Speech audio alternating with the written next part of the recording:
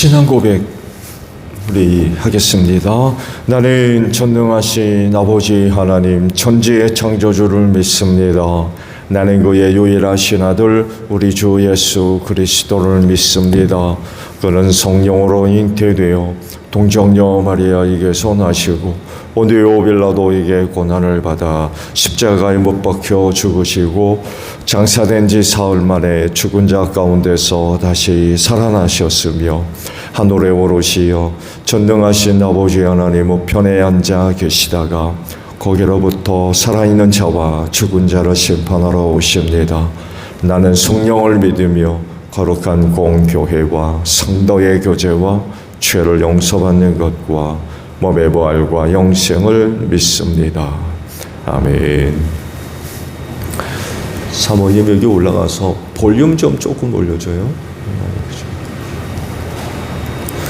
찬송가 340장이에요.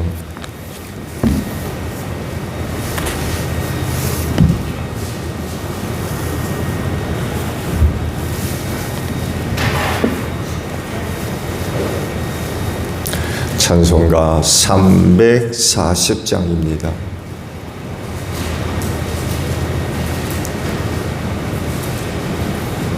전도사님 그쪽 뒤에 소리 나나요? 스피커에?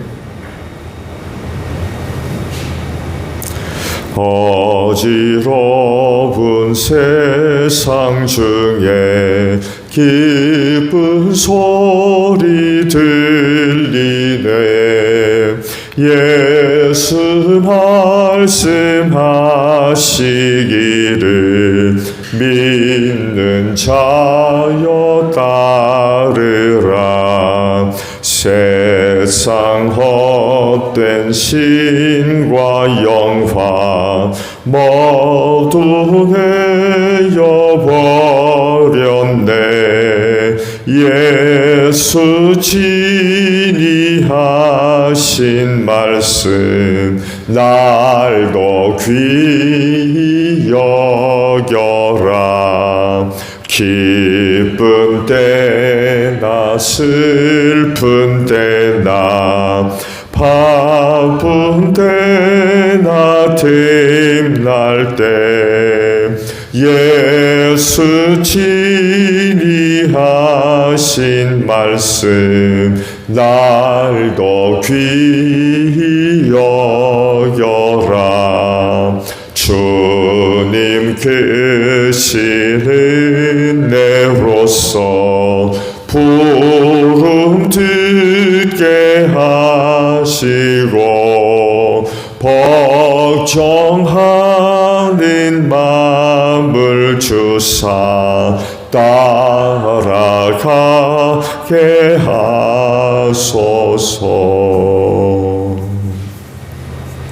마태복음 21장 23절에서 32절까지 있는 말씀을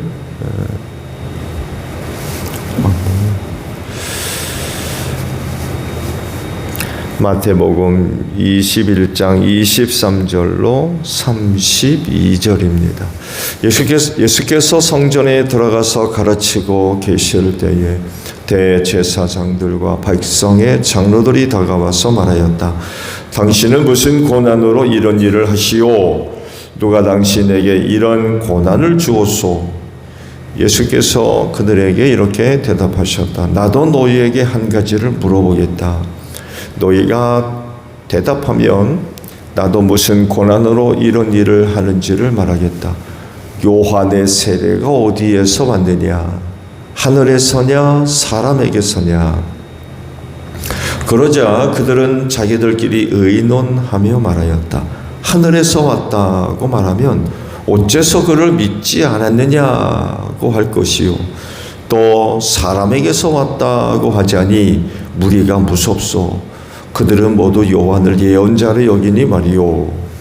그래서 그들은 예수께 모르겠다고 대답하였다. 그러자 예수께서 말씀하셨다. 나도 내가 무슨 고난으로 이런 일을 하는지를 너희에게 말하지 않겠다. 너희는 어떻게 생각하느냐? 어떤 사람에게 아들이 둘이 있는데 아버지가 맏아들에게 가서 얘야 너 오늘 포도원에 가서 일해라 하고 말하였다. 그런데 맏아들은 대답하기를 싫습니다 하고 말하였다. 그러나 그 뒤에 그는 뉘우치고 일하러 갔다. 아버지는 둘째 아들에게 가서 같은 말을 하였다. 그는 대답하기를 예 가겠습니다 아버지 하고서는 가지 않았다. 그런데 이 둘 가운데 누가 아버지의 뜻을 행하였느냐? 예수께서 이렇게 물으시니 그들이 대답하였다. 맏아들입니다. 예수께서 그들에게 말씀하셨다. 내가 진정으로 너희에게 말한다. 세리와 창녀들이 오히려 너희보다 먼저 하나님의 나라에 들어간다. 요한이 너희에게 와서 옳은 길을 보여주었으나 너희는 그를 믿지 않았다. 그러나 세리와 창녀들은 믿었다. 너희는 그것을 보고도 끝내 뉘우치지 않았으며 그를 믿지 않았다. 아멘. 오늘 아침에는요 23절에 있는 말씀을 봅니다. 23절 하반절에요. 당신은 무슨 고난으로 이런 일을 하시오? 누가 당신에게 이런 고난을 주었소? 라는 말씀입니다.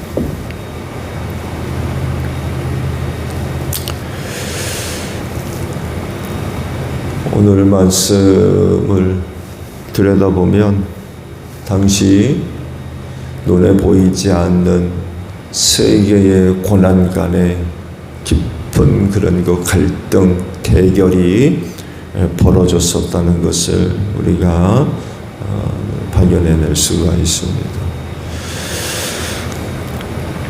당시 그 성전은 대제사장들과 장로들에게 있어서 어떤 곳이었을까요? 누구도 침범할 수 없는 절대 영역이었을 겁니다. 성전에서 그들은요, 절대적 고난을 갖고 있는 사람들이었습니다. 또한 성전은 종교적으로 그들에게 그 누구도 누릴 수 없는 특권을 주었고, 그들은 또한 성전을 통해서 감히 누구도 받을 수 없는 특권을 받은 사람들이었습니다. 그들의 영향력이 절대적으로 미치는 그런 곳이었고, 또 종교 권력의 중심지였으며 저들 나름대로의 어떤 음모를 꾸미는 아지트였을 겁니다. 그래서 당시 성전에서 발견되는 거의 모든 사람들은 이들의 영역 아래에 있었을 겁니다. 그런데 유독 한 사람만큼은 저들 손 밖에 있었어요. 바로 예수입니다. 그래서 말씀을 드린 대로 이 말씀을 들여다보게 되면 눈에 보이지 않는 서로 다른 세계의 고난이 충돌을 벌이는 그런 일이 지금 벌어지고 있었습니다.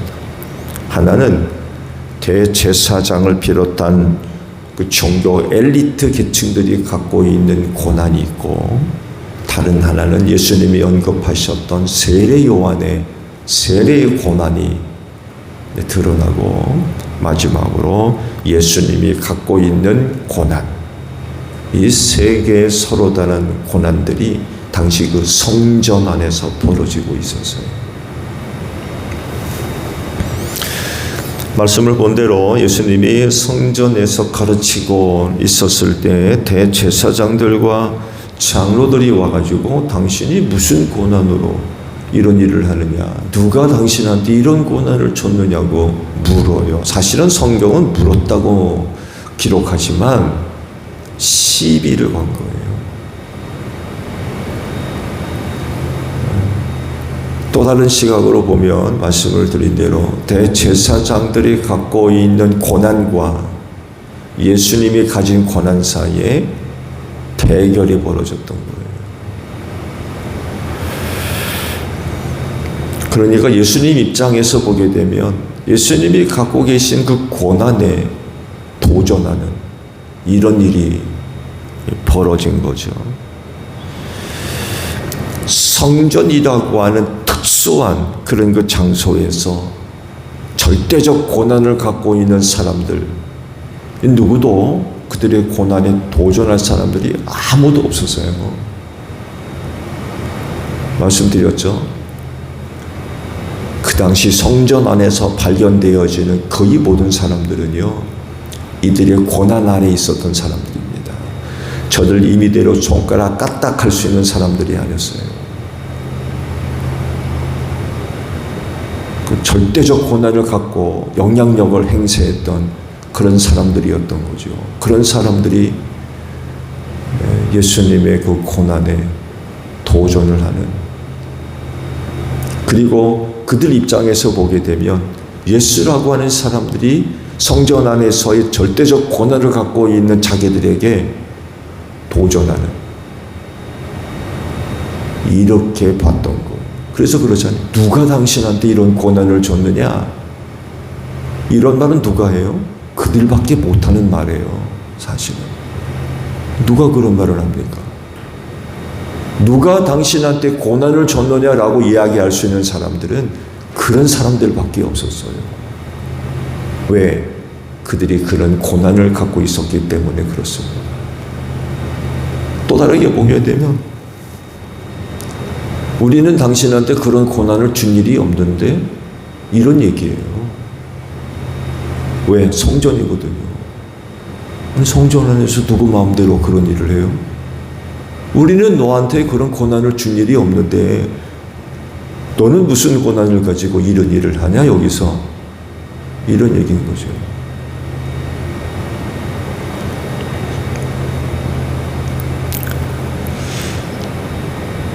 예수님의 그런 그 모습을 바라다 볼 때 저들 입장에서는 예수님의 그와 같은 모습이 당돌하게 보였을 겁니다. 그냥 일상의 일들이 아니에요. 가르치면 가르치고 말면 말, 그런 곳이 아니라니까요. 누가 성전에서 제사장들의 허락 없이 그런 일을 합니까? 제가 앞서 말씀을 받죠. 성전 청결 사건, 거기 등장하는 모든 사람들이요, 대제사장들, 곧 종교 엘리트 혹은 사내들인 공회의 허락을 받지 않으면 거기 어떻게 장사합니까? 거기 말도 안 되는 거예요. 예수님이 지금 가르쳐요. 자기가 지금 가르치고 싶어서 가르치는 그런 장소가 아니라니까요. 예수님이 사람들을 모아놓고 가르치니까 그런 그 행위가 아주 당돌하게 보였던 거죠. 이건 그들이 갖고 있는 고난인데 그런 그 갖고 있는 고난에 도전을 하고 무시하는 그런 모습이었어요. 말씀을 드린 대로 그 누구도 성전 안에서는 자기 마음대로 자기가 하고 싶은 대로 수종 돌릴 자가 없었던 거예요. 감히 누가 대제사장들의 허락을 받지 않고 성전 안에서 그런 걸 합니까?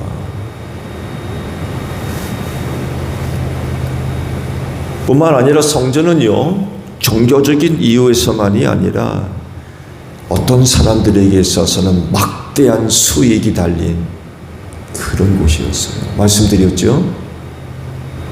왜 예수께서 강도들의 소굴이라고 말씀하셨는지. 막대한 이익이 성전 안에서 쏟아져 나왔어요. 포기할 수 있어요? 절대로 포기할 수 없는 거예요.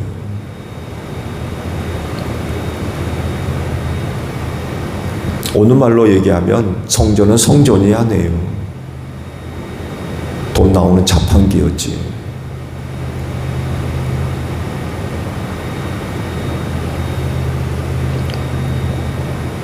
그래서 종교 엘리트들에게 있어서 이 성전은요, 누구도 건드릴 수 없는 성역이었습니다. 돈 쏟아져 나오는 성역.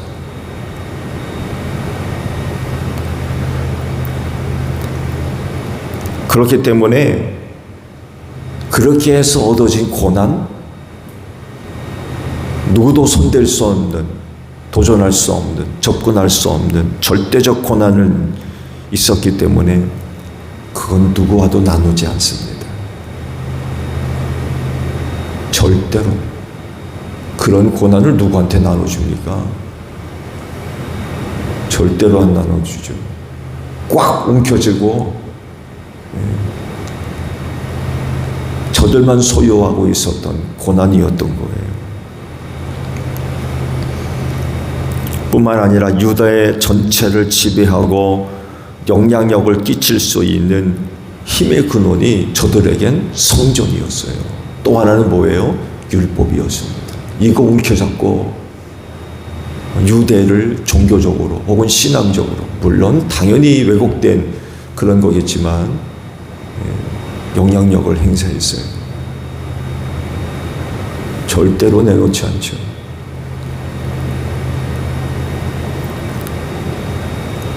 그런 곳에서 예수님이 가지셨던 고난, 그 고난이 어떤 고난이겠어요? 하나님의 고난입니다. 절대적 고난. 이 고난을 갖고 가르치신 거죠. 그렇지만 그들 눈에는 예수님의 그와 같은 행동, 모습이 참 건방지게 보였을 겁니다. 자기들이 갖고 있는 고난에 도전하는 그런 것들로 보였을 거예요. 그냥 두겠어요? 그냥 둘 수가 없는 거예요. 당연히 쫓아오죠. 당장 쫓아와가지고 묻잖아요. 네가 무슨 고난을 가지고 여기서 그런 걸 하고 있냐? 그런 거죠. 물론 그들이 주장하고 있는 고난, 당연히 그들이 세우고 있는 고난, 다 썩은 지팡이였죠. 주님이 바라보셨을 때 저들의 고난은 다 썩은 지팡이예요.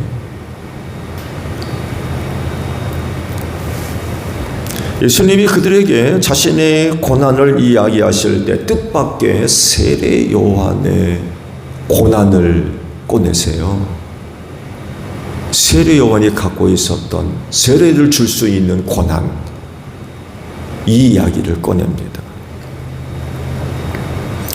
그것이 하늘에서부터 온 거냐, 사람에게서 온 거냐 라고 물으신 거죠. 근데 그들은 요한의 고난을 두고 어떤 말도 할 수가 없었어요. 이래저래 다 걸렸기 때문에 그래요. 이렇게도 저렇게도 대답할 수 없었던 거죠. 그만큼 저들은 지금 세례 요한에게 대단히 잘못하고 있었던 거예요. 자기들의 문제가 두통나게 생겼어요. 대답을 못하죠. 대답을 안 해요.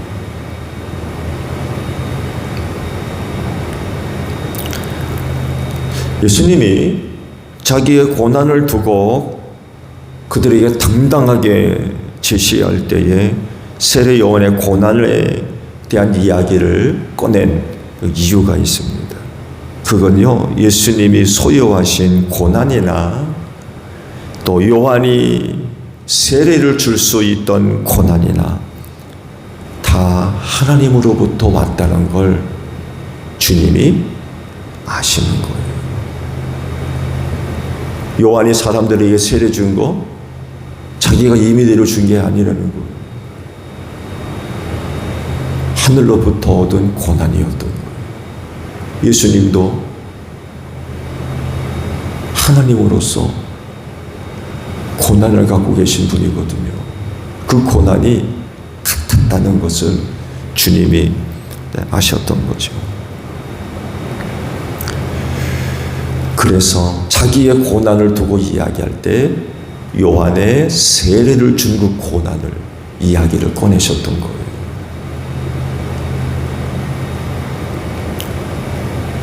그렇지만 대제사장들과 장로들이 성전에서 주장하는 저들의 고난은 말씀드린 대로 썩은 지팡이였어요. 왜 그럴까요? 하나님께서 그들에게 그런 고난을 주지 않았기 때문에 그래요. 이걸 예수님이 너무나도 잘 알고 계세요. 일단은요, 대제사장의 자격이 그들에게 없어요. 아시듯이 대제사장은 혈통을 이어내거든요. 그 정통성이 없어요.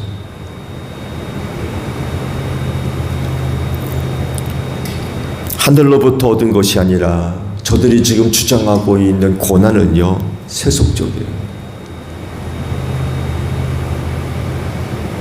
세속적인 어떤 방법, 수단,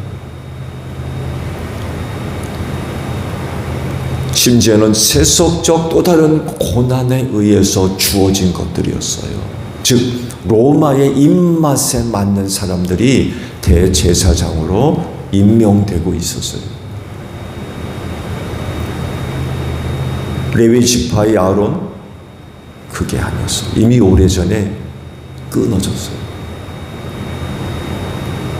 누가 권력을 잡느냐, 정치적으로 누가 권력을 잡느냐에 따라서 그 사람의 입맛에 따라서 대제사장들이 임명되고 있었어요. 무슨 얘기예요? 예수님이나 세례 요한이 갖고 있던 고난과 그들이 소유하고 있던 고난이 달랐던 거예요. 완전히 달랐던 거예요. 예수님과 세례 요한이 갖고 있던 고난, 그건 정통성 있는 거죠. 하나님께서 주셨기 때문에. 그러나 저들이 주장하고 있는 고난은 하나님이 주신 게 아니에요.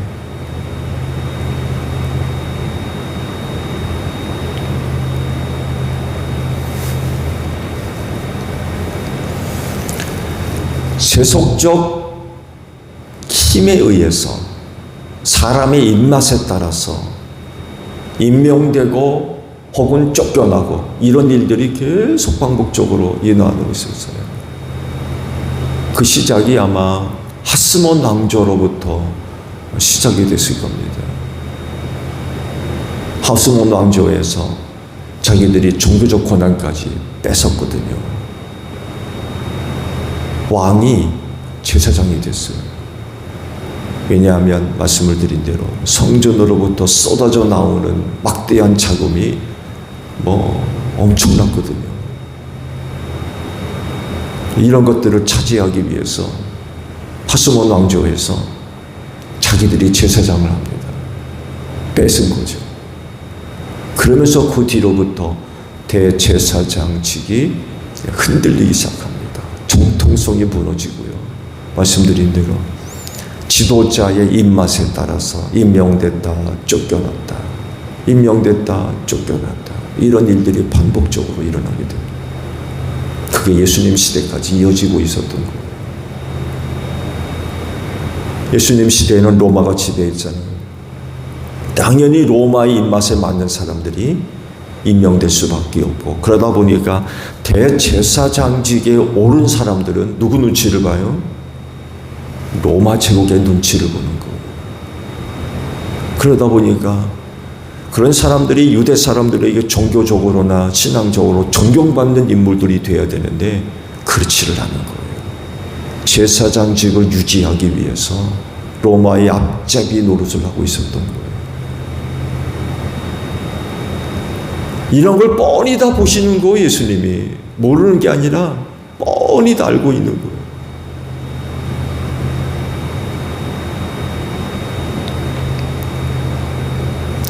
하늘로부터 고난을 가진 분 앞에 그들은요, 지금 가당치도 않은 말을 지금 하고 있는 거예요. 그것도 성전에서. 지금 웃기는 일이 벌어지고 있는 거예요.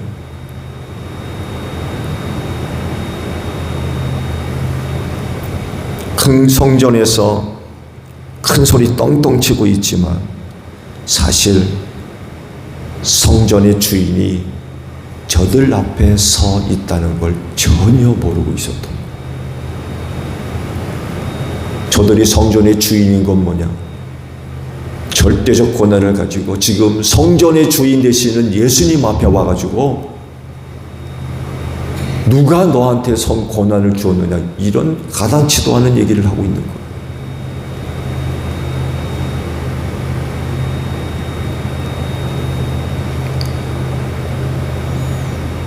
자기 집에서 성전의 집주인이 누구예요? 지금 그 집주인이 성전에 와서 자기 집에서 자기 사람들을 가르치는데 지금 말도 안 되는 일이 지금 일어나고 있었던 거예요.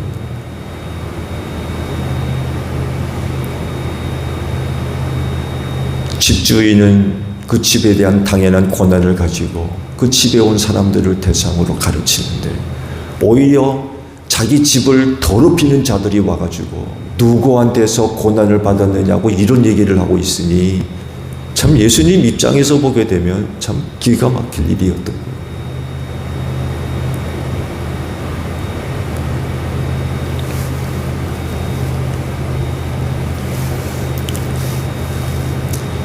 여러분,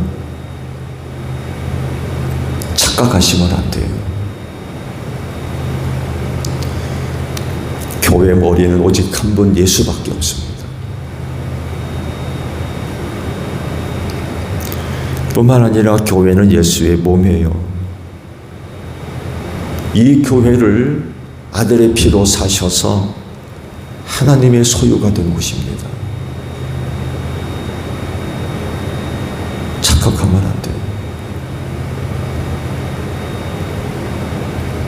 그리스도인은 그저 한 지체일 뿐입니다.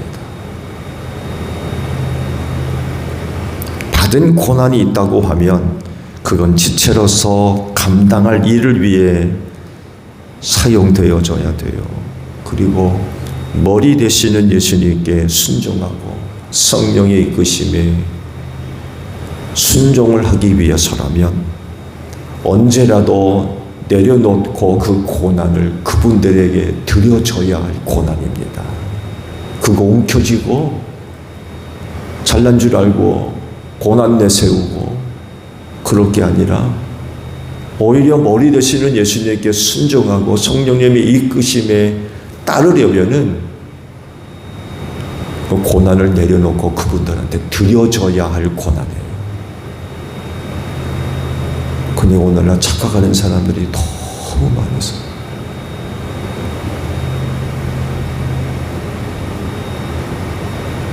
지체에게 주어진 고난이 절대적 고난인 줄 알고 예수님한테도 안 드리고 성령님한테도 안 드리고 지금 성전의 주인 앞에서 고난을 따지고 있는 대제사장들과 장들을 갖추고 있는 그런 모습들을 갖고 있다는 거예요. 착각하면 안 됩니다.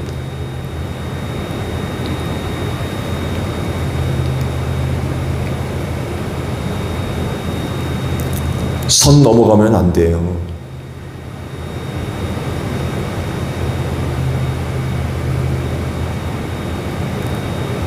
선 넘어가면 안 됩니다.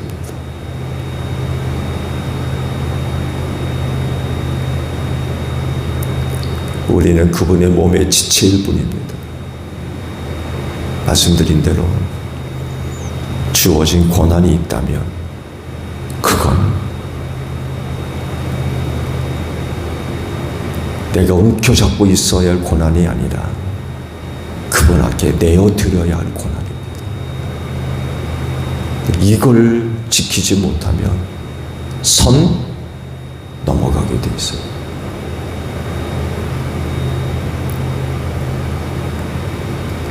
오늘 교회 안에서 여러분들이 보여지고 있는 모습들은 어떤 겁니까? 혹시 집주인 되시는 예수님한테 와가지고 고난 따지는 혹시 그런 모습은 없나요?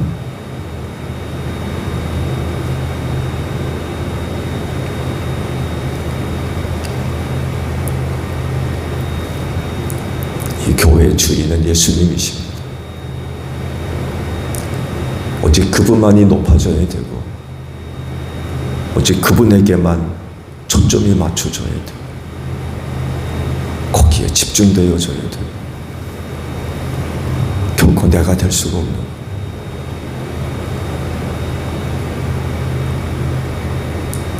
반드시 내려놓아야 할 고난입니다. 붙잡고 휘두르는 그런 고난이 아니라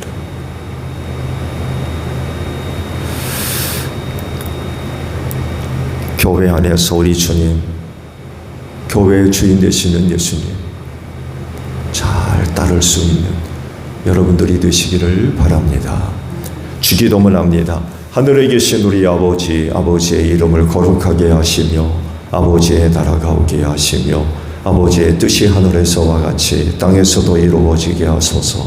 오늘 우리에게 일용할 양식을 주시고 우리가 우리에게 잘못한 사람을 용서하여 준 것 같이 우리 죄를 용서하여 주시고 우리를 시험에 빠지지 않게 하시고 악에서 구하소서. 나라와 권능과 영광이 영원히 아버지의 것입니다. 아멘. 기도하겠습니다.